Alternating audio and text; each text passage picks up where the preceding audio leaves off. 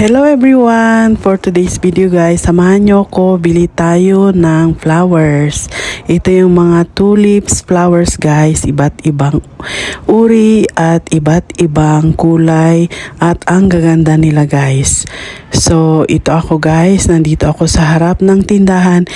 At ngayon guys, nasa bahay na tayo para ayusin yung flowers na nabili ko sa aking flower vase.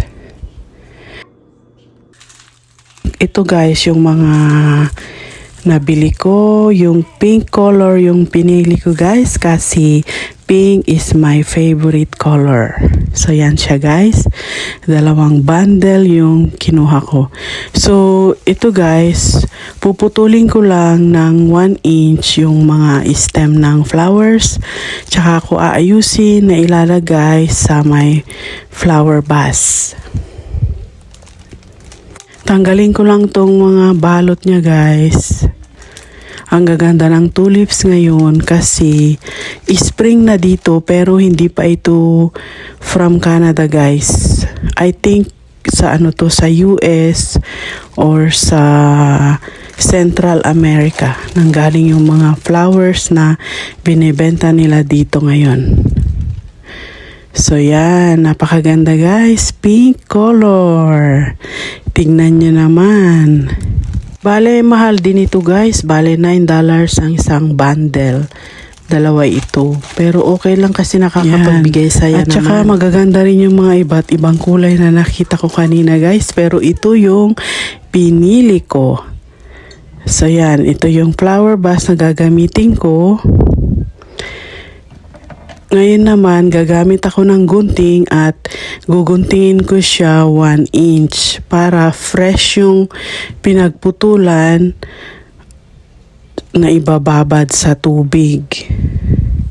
Para maganda ang pagbuka ng mga tulips flowers. So yan, puputulin ko silang lahat guys and then inaayos-ayos ko sa my flower vase. So yan, pagsasabayin ko na sila guys para mabilis sa video. Ganyan lang guys, kadali. At saka malambot naman yung stem nito guys. Madali lang siyang magunting. Yan, inaayos ko siya para maganda. Ito palang size ng flower vase na gagamitin ko guys. Napadami yung binili kong flowers. Dapat isang bundle lang pala, kasya na. Kaya ginawa ko silang dalawa. Ayan na guys. Ito na yung isang flower vase na ginawa ko sa may altar and then isa rin sa may dining table. Ayan guys. Bale ito guys, the next day na to, ganyan na yung itsura nila. Medyo bumuka na siya. Thank you so much for watching. See you on my next one. Bye!